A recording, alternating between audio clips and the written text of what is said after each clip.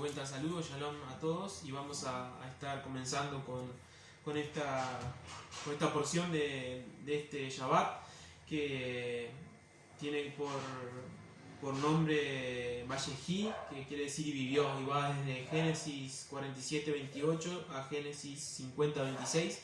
Y bueno, ya estamos terminando el libro de Génesis, y el Shabbat, el sábado que viene, vamos a ya estar entrando a mirar el libro de Éxodo. Y bueno, le puse como subtítulo a esta palabra que quería compartir el día de hoy: la bendición de Efraín es nuestra bendición. Vamos a estar leyendo para empezar el capítulo 48. Vamos a leer del versículo 3 en adelante. Y dice así: y dijo a José, el Dios omnipotente me ha aparecido en luz en la tierra de Canaán y me bendijo. Y dijo, he aquí yo te haré crecer y te multiplicaré y te pondré por estirpe de las naciones, y daré a esta tierra a tu descendencia después de ti por heredad perpetua. Aquí vemos que habla de que a José le iba a dar por herencia a las naciones, y dice aquí que por estirpe. Aquí la palabra estirpe para nosotros tal vez quiere decir algo ilustre, algo bueno, pero también se podría traducir, que es la palabra cajal en hebreo, como multitud o como conjunto. Y vemos que eso está más de acuerdo, esa traducción, que es traducirla como multitud, como conjunto, porque recordemos que hay muchas promesas que Dios le dio a su pueblo que iban a ser como las estrellas, incontables. Que la cantidad de personas creyentes en el Dios de Abraham, Isaac y Jacob iban a ser incontables. Vamos a ver que nos dice eso en Génesis, unos libros antes, en Génesis 28. Dice: y he aquí Yahweh estaba en lo alto de ella, el cual dijo, yo soy Yahweh, el Dios de Abraham tu padre, el Dios de Isaac. La tierra en que estás acostado la daré a ti y a tu descendencia, y será tu descendencia como el polvo de la tierra, y te extenderás al occidente, al oriente, al norte, al sur, y a todas las familias de la tierra serán benditas en tu simiente. Ahí empezamos a ver el porqué del principio del título que le puse, ¿no? Que la bendición de Efraín, de uno de los nietos de Jacob, iba a ser nuestra bendición. ¿Por qué? Porque dice que iba a llegar hasta todas las familias de la tierra, y nosotros obviamente que somos parte de esa familia de la tierra.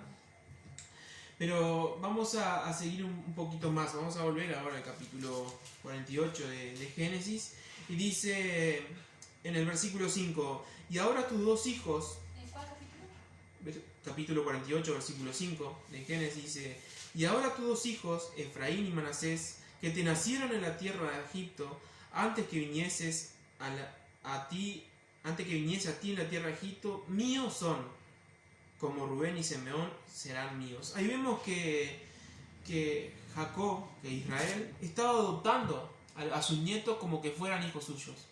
Él digamos que había perdido a su hijo José, no sabía dónde estaba, estuvo mucho tiempo desaparecido, y ahí acá en este versículo está diciendo que los va a adoptar como a hijos, como que van a heredar como él los heredó.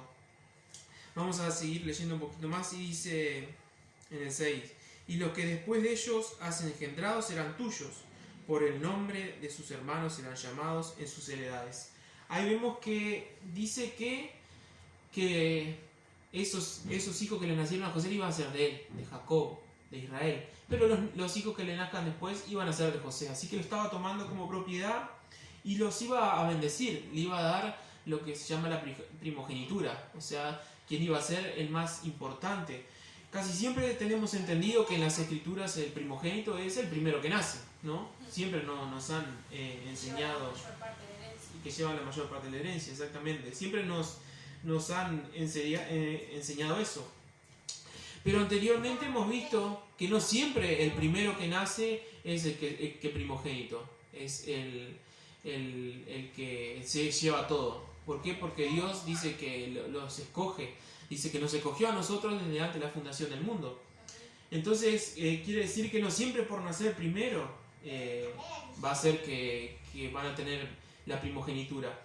Vemos que en Lucas 13:30, no lo vamos a buscar, pero dice que los últimos serán los primeros. Y que los postreros, digamos, serán los primeros. Muchas veces nosotros en nuestra mente nos pensamos que somos últimos o que Dios no puede hacer muchas cosas con nosotros porque pensamos que no somos inteligentes, o pensamos que ya somos muy viejos, o pensamos que somos muy pobres, para que Dios haga algo con nosotros, y nos sentimos que somos últimos, que Dios por último se fijaría en nosotros para que hiciéramos algo. Pero la verdad que eso no es así.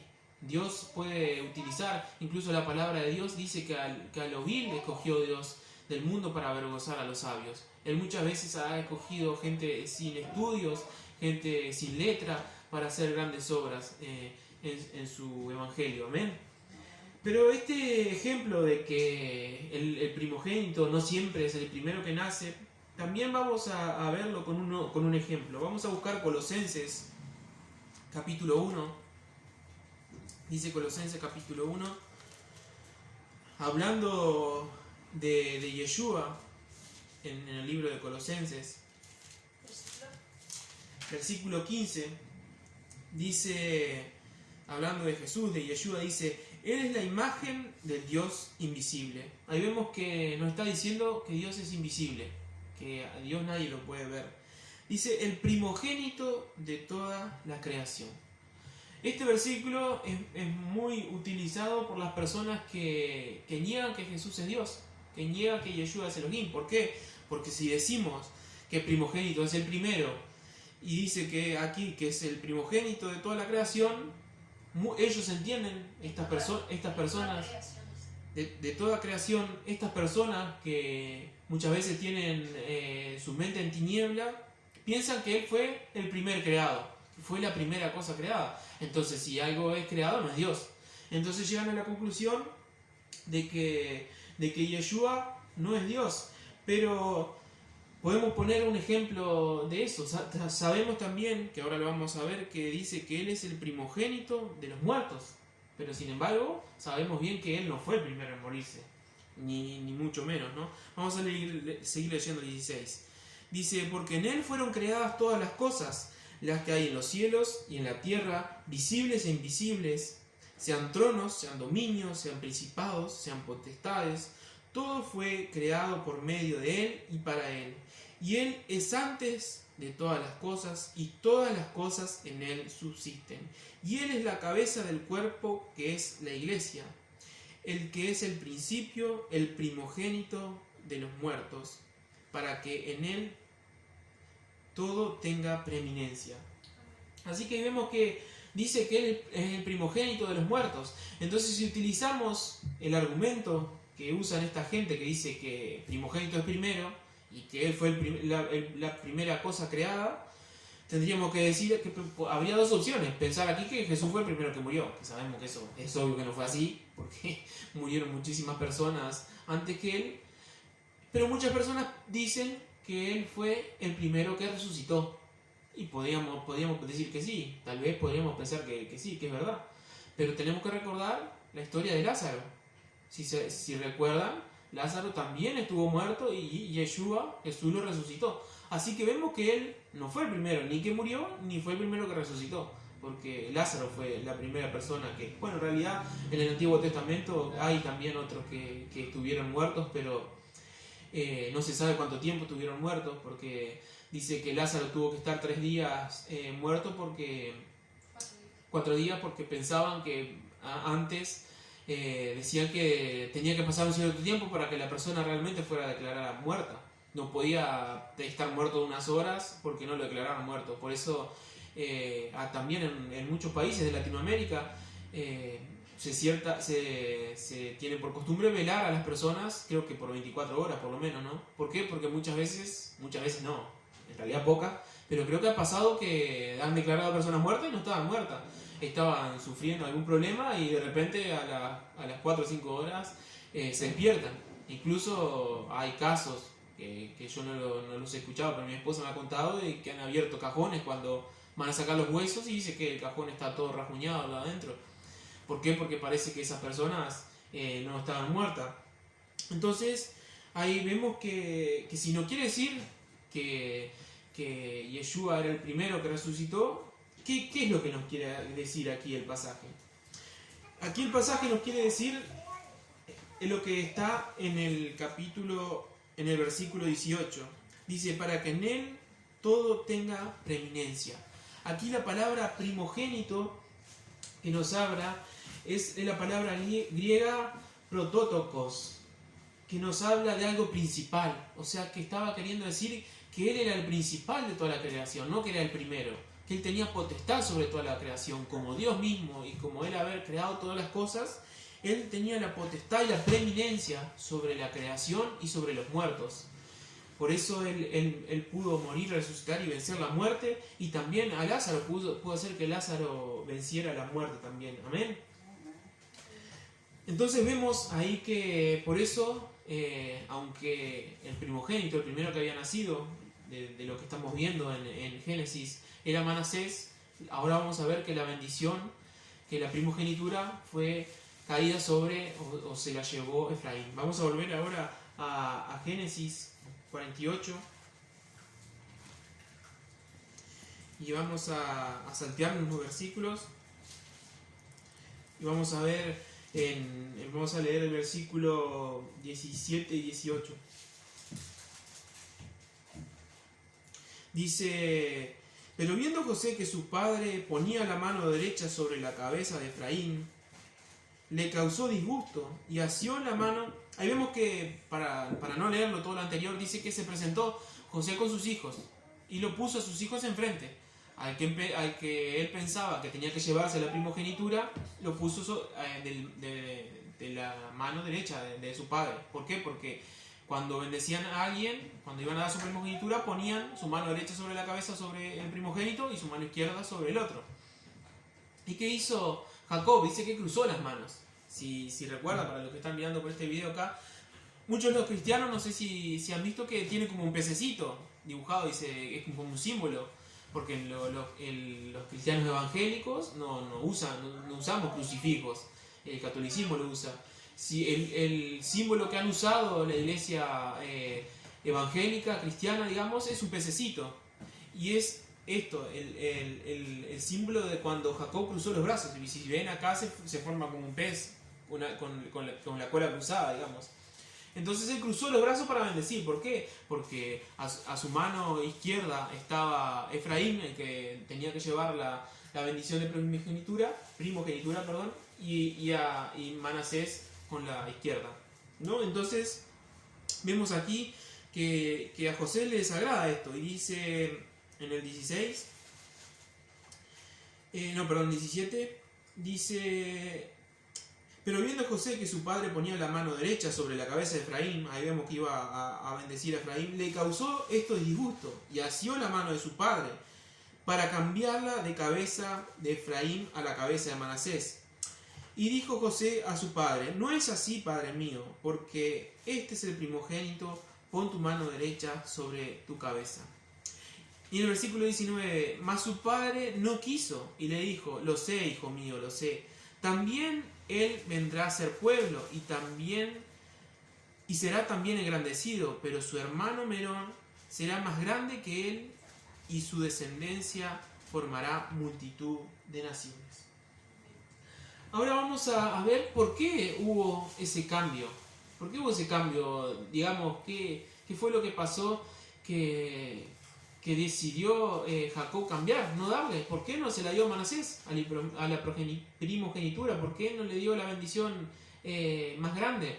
Y vamos a analizar un poquito los nombres, porque sabemos que tras los nombres de cada persona es un significado. Por eso muchas veces Yahweh, por eso muchas veces Dios, no sé si se recuerdan, que le cambiaba el nombre a las personas. ¿Por qué? Porque, por ejemplo, Jacob, que quería decir el suplantador, él se lo cambió al nombre por Israel, que quiere decir el que lucha con Dios. ¿Por qué? Porque detrás del nombre hay algo importante para Dios, tiene un significado importante. Si bien muchas veces nosotros tenemos nombres que tal vez no tengan un buen significado, nuestros padres tal vez no tenían idea del nombre que nos estaban poniendo, pero dice que en un futuro, cuando Él venga, dice que nos va a dar un nombre nuevo.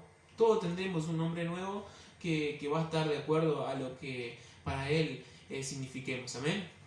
Entonces vamos a analizar un poquito el significado de los nombres. Como sabemos, se llamaban Manasés y Efraín. En hebreo Manashe y Efraín con M. Y Manasés quiere decir el que hace olvidar. Vamos a leer, vamos a ir más atrás en Génesis 41-51, que nos habla cuando le puso el nombre. 41-51. Dice: y llamó José al nombre del primogénito Manasés, porque dijo Dios: me hizo olvidar todo mi trabajo y toda la casa de mi padre. Podemos preguntarnos aquí entonces, ¿le puso ese nombre a su hijo porque cuando él nació le hizo olvidar el trabajo y la casa de su padre? ¿Por qué él quiso olvidar la casa del padre? Si recuerdan las porciones anteriores que venimos estudiando, quiso olvidar a su familia porque sus hermanos lo habían tratado muy mal. Sus hermanos lo habían tirado en un pozo, después lo habían vendido, lo habían tratado muy mal. Y como nosotros conocemos la historia, pensamos que él también la conocía, pero sin embargo José no sabía que su padre estaba en contra de eso. Si se acuerdan, lo último que su padre lo mandó a hacer, le dijo a sus hijos, a José, que vaya a ver qué estaban haciendo sus hermanos. Y el lugar donde José tenía que ir a ver qué estaban haciendo sus hermanos, había muchos enemigos. Era un pueblo extranjero. Entonces José pudo haber pensado: mi padre, ¿para qué me manda acá? Que hay enemigos, que hay personas malas que quieren el daño del pueblo, de nuestro pueblo. Y vemos que ahí pasó todo lo que pasó y José no conoció la historia, no leyó un libro como lo hicimos nosotros de su historia. Él en su interior pensó que tal vez que su padre también lo aborrecía, porque si se acuerdan anteriormente a eso, él había tenido un sueño que dice que significaba ese sueño que los hermanos, que sus padres iban a inclinar ante él. Y él lo regañó, le dijo: ¿Cómo nosotros, tus padres no vamos a inclinar ante ti? No puede ser así. Entonces vemos que esa era la idea que tenía él de sus hermanos. Vemos que en Génesis 42:13 dice: cuando él los conoce, cuando ellos van a Egipto, porque José es puesto, si se acuerdan, él interpreta los sueños de Faraón y es puesto por segundo al mando de todo Egipto. Y cuando ellos van por primera vez, los hermanos de José van por primera vez y él los conoce, dice que ellos le dijeron a José: y ellos le respondieron: tus siervos somos 2 hermanos, hijos de un varón en la tierra de Canaán, y he aquí el menor está hoy con nuestro padre y el otro no aparece. Eso era lo que ellos sabían, lo que José sabía hasta el momento, que ellos le dijeron que había desaparecido uno de sus hermanos. No dijeron nada más. Entonces José se quedó: mi padre no, porque el padre no había ido a buscar a José, ¿no? Porque José puede haber dicho: ¿por qué no me mandó a buscar a mi padre? Pero también podemos pensar lo contrario. ¿Por qué José, siendo el segundo de Egipto, José sabía el nombre de sus padres, de sus hermanos, sabía dónde habían ido a vivir, sabía todo y tenía muchas riquezas? Porque era el segundo al mando, como que fuera el vicepresidente de Uruguay. Él podía haber mandado a 10, 20 personas diciéndole: vayan a Canaán y busquen a tal persona. Y sin embargo él no lo hizo. En ningún momento de la escritura él quiso ir a buscar a su familia, a sus hermanos y a sus padres. ¿Por qué? Por lo que vimos anteriormente. Porque él pensaba que tanto sus hermanos como su padre se habían confabulado para hacerle mal. Por eso él nunca quiso volver a encontrarse con sus hermanos. Pero vamos a ver, para reafirmar esto, qué pasó cuando sus hermanos, cuando José se da a conocer a sus hermanos, ¿por qué se da a conocer y cómo se da a conocer? En Génesis vamos a buscar todo esto de las porciones anteriores, pero está muy bueno verlo de vuelta. En Génesis 44 vamos a ver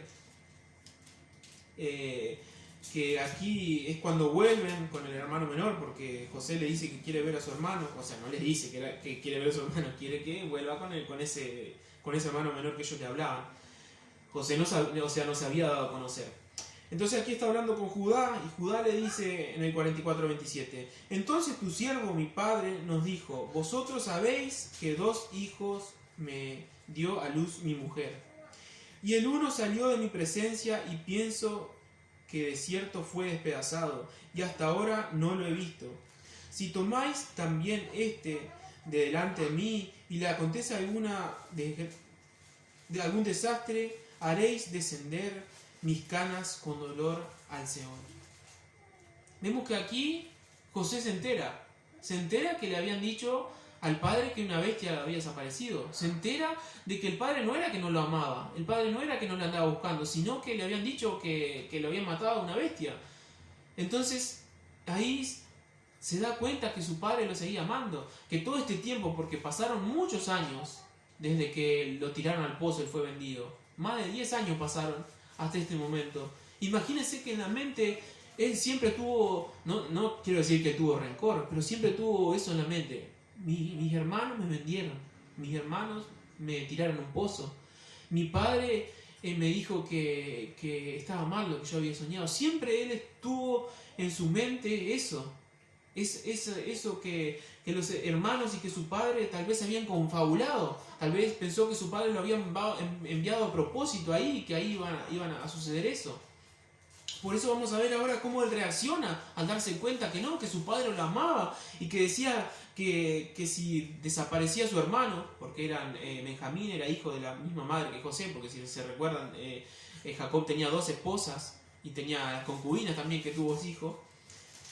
Dice que sus canas iban a descender al Seol, o sea que iban a entrar en una profunda amargura.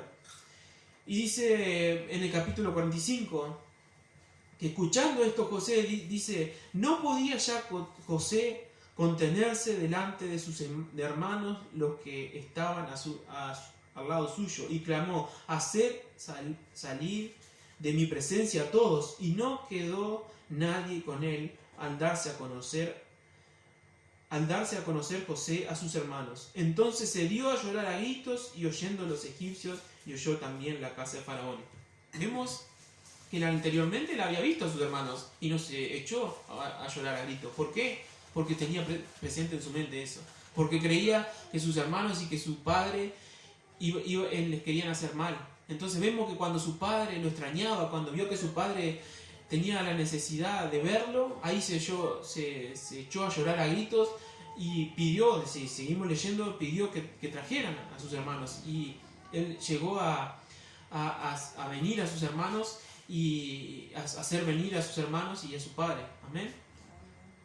Vamos a seguir leyendo ahora en el capítulo 48 cómo sigue esta historia.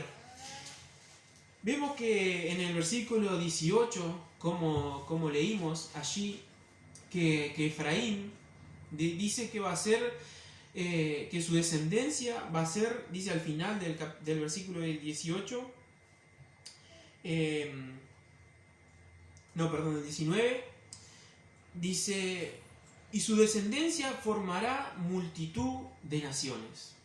Tenemos que preguntarnos cómo es que de la descendencia de Efraín van a haber multitud de naciones. Esta multitud de naciones se puede también traducir como plenitud de los gentiles, como que de la casa de José iba a haber una plenitud, o sea, iba a llegar a muchas naciones de la tierra, iban a pertenecer a Efraín, a ser descendencia de Efraín. Amén. Esto lo podemos ver que Pablo nos habla de esto en Romanos 11:25. Vamos a ver qué dice, hablando de esto mismo en Romanos 11:25.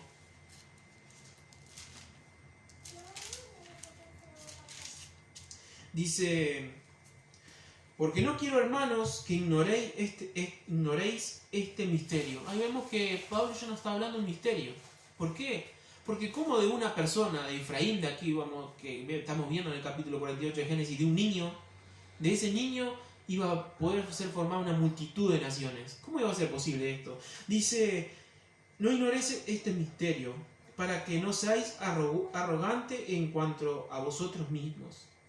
Que ha acontecido a Israel endurecimiento en parte, hasta que haya entrado la plenitud de los gentiles. Ahí vemos que nos habla que plenitud de los gentiles es esta misma palabra que vimos en el versículo 19 de Génesis, que es multitud de naciones. Que este Efraín iba a ser esta multitud de naciones.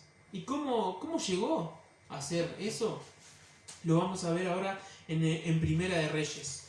Vamos a buscar en Primera de Reyes cómo fue que de ser un pueblo solo que se llamaba Israel pasó a ser un pueblo gentil y pagano. Primera de Reyes capítulo 11.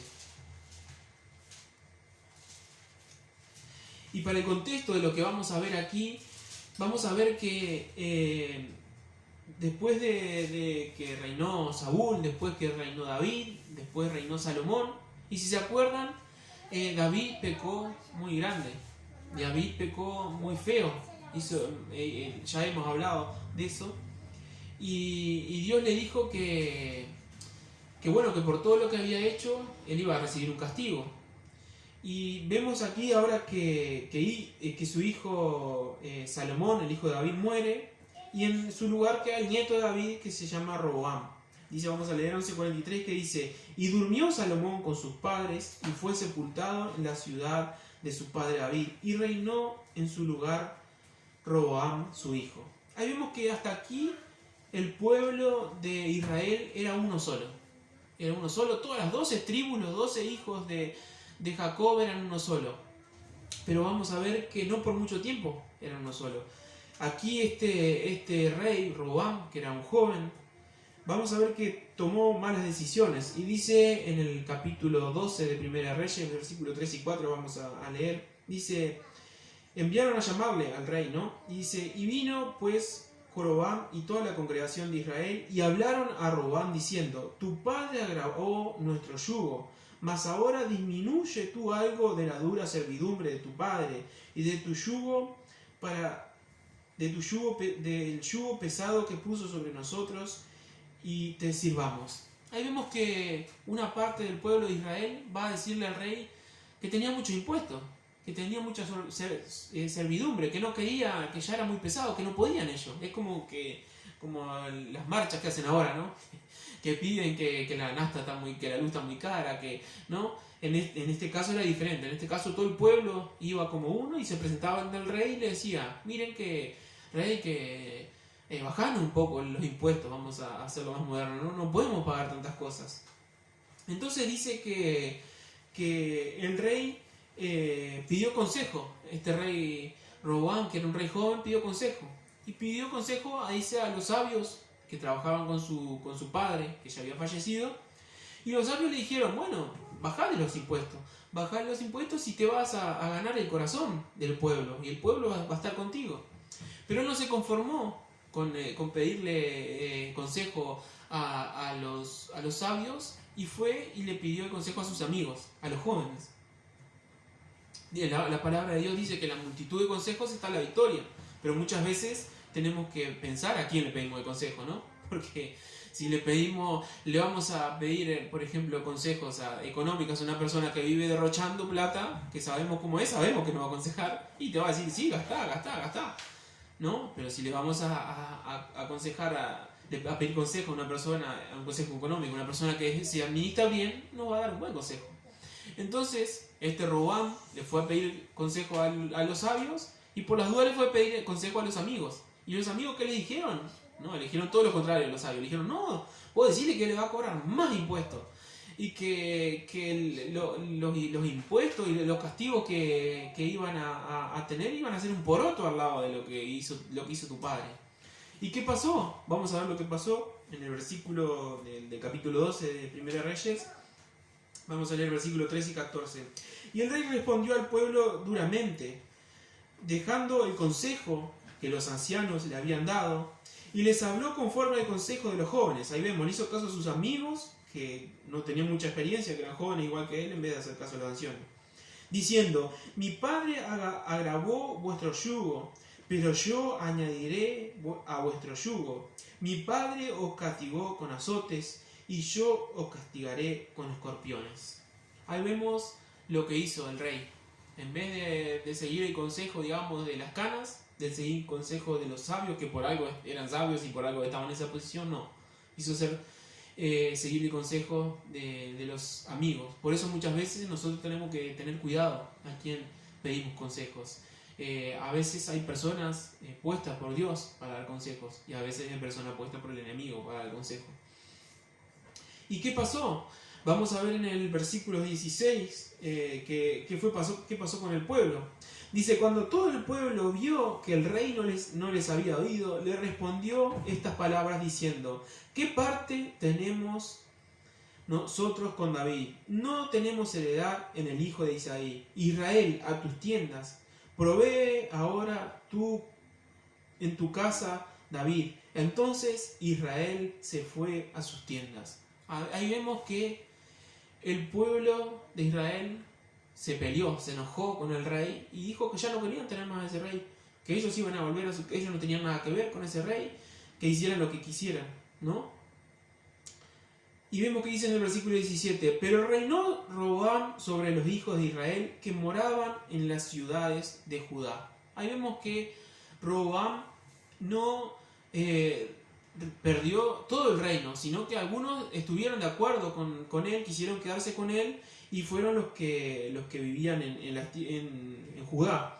Y vamos a leer el 20 que dice, y aconteció que oyendo todo Israel que Jeroboam había vuelto, enviaron a llamarle a la congregación y le hicieron rey. Ahí vemos que son nombres medios parecidos, ¿no? Roboam y Jeroboam.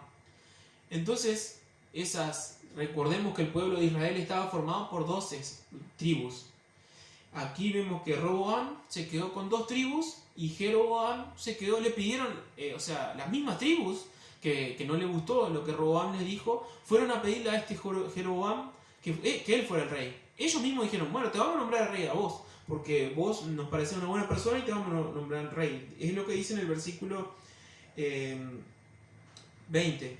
Vamos a terminar de leerlo porque no te terminé. Dice, sin que quedara tribu alguna que siguiese a la casa de David, sino solo la tribu de Judá. Ahí vemos que Jeroboam lo proclamaron rey de las 10 tribus. ¿Por qué la digo las 10 tribus? Ahora vamos a verlo. Dice, y cuando Roboam vino a Jerusalén, reunió a toda la casa de Judá y a la tribu de Benjamín, y 5.000 hombres con él, guerreros escogidos, con el fin de hacer guerra a la casa de Israel y hacer volver al reino a Roboam, hijo de Salomón. Ahí vemos que este Roboam se quiso levantar y dijo, no, yo soy el rey, voy a hacer guerra, voy a conquistar, voy a ir y voy a obligarlos a que ellos sean mi pueblo. Pero ¿qué pasó? Vemos que los únicos aliados que él tuvo fue a Judá y a Benjamín. Fueron las 2 tribus. Pero ¿qué pasó? No vamos a leerlo, pero dice que vino un profeta y el profeta le dijo, no hagas esto, porque esto es de parte de Dios. Esta división viene de parte de Dios. Y si vas a la guerra, va a morir mucha parte del pueblo y no se van a unir a vos, no se van a unir a la fuerza. Y entonces Roboam desistió. Entonces, de ser un solo pueblo, de ser Israel un solo pueblo, ahora pasó a ser un pueblo dividido. Si bien los 2 eran Israel, quedaron Judá y Benjamín, que se empezaron a llamar la casa de Judá, y las otras 10 tribus, Isaacar, Neftalí, Zabulón, un montón de las otras casas pasaron a llamarse la casa de Israel. O sea que la casa de Judá por un lado y la casa de Israel por otro, que también se conoce como la casa del norte o la casa de Efraín. Y vamos a ver por qué también. Porque ¿quién era este Jeroboam? Eso yo no lo tenía bien claro, pero vemos que vamos a volver a Primera de Reyes 11, volvemos un poquito para atrás y dice Primera de Reyes 11:26, y hablando de Jeroboam, dice, también Jeroboam, hijo de Nabat, efrateo de Zerea. Ahí vemos que él era de Efraín, era un descendiente de Efraín. Por eso es que la bendición fue sobre Efraín, y la bendición él estaba sobre este hombre, sobre este Jeroboam, que quedó como rey de esta 10 tribus. Pero ¿qué pasó? Vamos a ver que, volviendo ahora al capítulo 12, en el 25, vamos a leer el versículo 25 del capítulo 12, Primera de Reyes. Dice: entonces reedificó Jeroboam Siquem en el monte de Efraín, y habitó en ella, y saliendo de allí reedificó Penuel.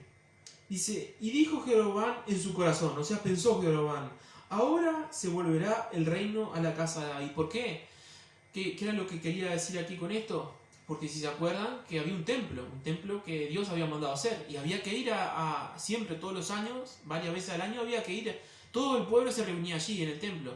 Entonces dijo Jeroboam, que había quedado con las 10 tribus, con la casa de Israel: el pueblo va a querer volver al templo, nosotros no tenemos templo. Cuando sean las fiestas de Yahweh, las fiestas que tienen que celebrar, el pueblo va a querer y va a decir: bueno, mejor nos quedamos acá, que tenemos templo, volvemos allá, no tenemos nada. Entonces, ¿qué hizo? Acá, lamentablemente, como se dice en Uruguay, Jeroboam metió la pata fea. Dice, vamos a leer el versículo 17, dice: si este pueblo subiera a ofrecer sacrificio a la casa de Yahweh en Jerusalén, porque el corazón de este pueblo se volverá a su señor Roboam, el rey de Judá, y me matarán a mí, y se volverán a Roboam, rey de Judá. Ahí vemos que, aunque el propio pueblo lo había escogido a este Jeroboam no tenía confianza. Decía: bueno, en cualquier momento estos quieren volver y me matan, porque van a extrañar al templo, porque van a querer ir a ofrecer sacrificio. Y en el 28 dice: y habiendo tenido consejo, Jeroboam hizo el rey 2 becerros de oro, y dijo al pueblo: bástate, habéis subido a Jerusalén. He aquí tus dioses, oh Israel, los cuales te hicieron subir de la tierra de Egipto. Ahí vemos de vuelta lo mismo, que otro becerro, porque si se acuerdan, cuando le estaban dando los 10 mandamientos a Moisés, dice que como Moisés no bajaba, se hicieron un becerro de oro. Y aquí de vuelta, siempre el becerro de oro. Dice que este Jeroboam, para que ellos no vayan al templo, hizo 2 becerros de oro y le dijo que lo adoraran. Y sabemos que eso es idolatría, y eso es aborrecible ante los ojos de Dios. Y si bien vinieron profetas y le dijeron que se arrepientan, y el pueblo se arrepentía, volvía a pecar, dice que Dios los desechó. Dios desechó a su pueblo, desechó a esta parte del pueblo de Israel, a estas 10 tribus, a esta casa de Israel. ¿Y qué pasó? Cuando fueron desechados, vino el rey de Asiria, hizo guerra contra ellos, y como Dios nos lo estaba guardando, igual que cuando nosotros andamos en desobediencia ni idolatría, Dios no nos guarda, el enemigo viene y hace lo que quiere con nosotros. Y dice que ese rey de Asiria vino a hacer guerra, y dice que mató a todos los del ejército y llevó cautivos a todas las personas de Asiria.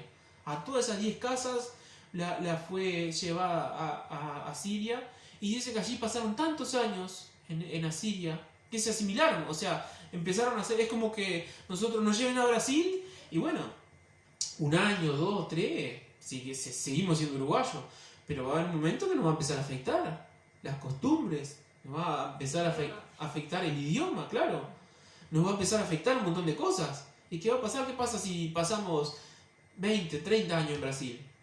Vamos a parecer más brasileño que uruguayo. Si bien tal vez no nos olvidemos de nuestras raíces, el pueblo de Israel pasó muchos años y que cambió de generación. ¿Y qué pasó? Se olvidaron que ellos eran hebreos. Se olvidaron que ellos eran las 10 tribus que pidieron tener un rey y que se extraviaron.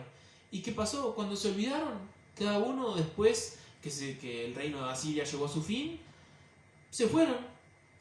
Uno se fue para, vamos a poner países de ahora, no de aquel entonces. Uno se fue para España, el otro se fue para Francia, el otro fue para Italia, otros fueron para África, y se olvidaron que ellos tenían promesas, se olvidaron que sobre ellos Dios había prometido que iba a tener una descendencia, como vimos aquí Efraín, que iba a ser. ¿Y saben quiénes son ahora? Ese pueblo de Efraín, nosotros que nuestros antepasados, porque la mayoría de nosotros nuestros antepasados vinieron de Europa. Mi apellido, por ejemplo, es italiano. Los abuelos de mi padre vinieron de Italia. La mayoría o somos descendientes italianos, o de portugueses, o de franceses. Nosotros, ese Efraín se metió, se mezcló, se olvidó que era parte de Israel. Su ADN se mezcló con el de gente que no era parte de Israel, pero seguimos siendo. Porque aunque nuestro padre, o pongámosle que 20 generaciones atrás nuestros descendientes eran parte de Efraín, eran parte del pueblo de esas 10 tribus. Y es por eso que muchas veces nosotros tenemos esa fe. Esa fe que para muchos es inentendible. Muchas veces no entienden, dicen, ¿por qué vos creéis en Dios así? ¿O por qué vos vas a la iglesia? ¿O por qué haces esto? ¿Por qué haces lo otro? Muchas veces es porque somos parte de ese pueblo sin saberlo. Y no podemos saberlo por un ADN, porque muchos dicen, bueno, pero hacete un ADN a ver si tenés sangre judía. Pero nosotros no somos judíos, no somos de la casa de Judá, no somos de esa casa que quedó de esas 2 tribus de Benjamín y Judá. Nosotros somos de las otras tribus que no hay ADN, porque en la época que se sabía cuál era la tribu no existía el ADN.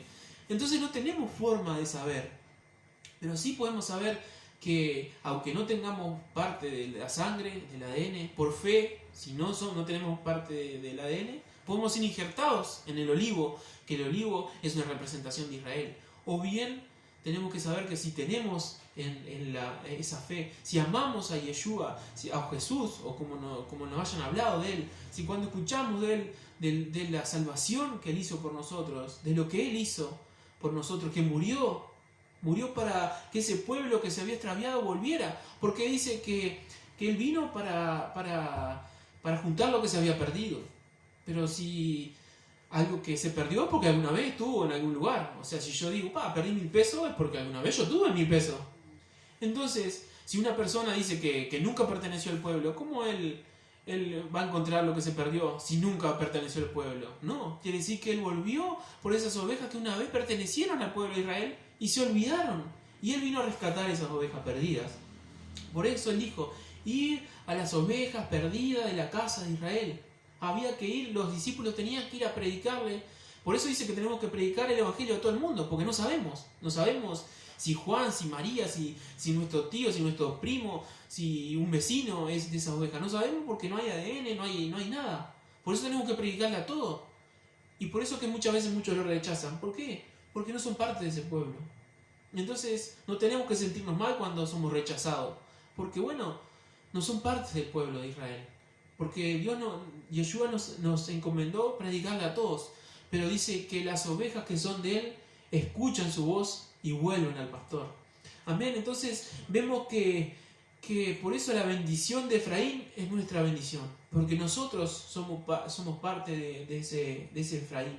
Y hay muchas promesas que Dios prometió que cuando Yeshua venga, Él va a juntar de todo el mundo, de todas las naciones, a esas ovejas. Y vamos a mirar los versículos para terminar ya con esto. En Deuteronomio capítulo 30, versículo 4, dice, y miren, y lo increíble de lo que dice acá, porque se acuerdan de lo que le estaba contando recién, ¿no? De los desterrados, de que esos que pecaron con los becerros de oro fueron desterrados, o sea, fueron echados de la tierra, fueron llevados cautivos a Siria.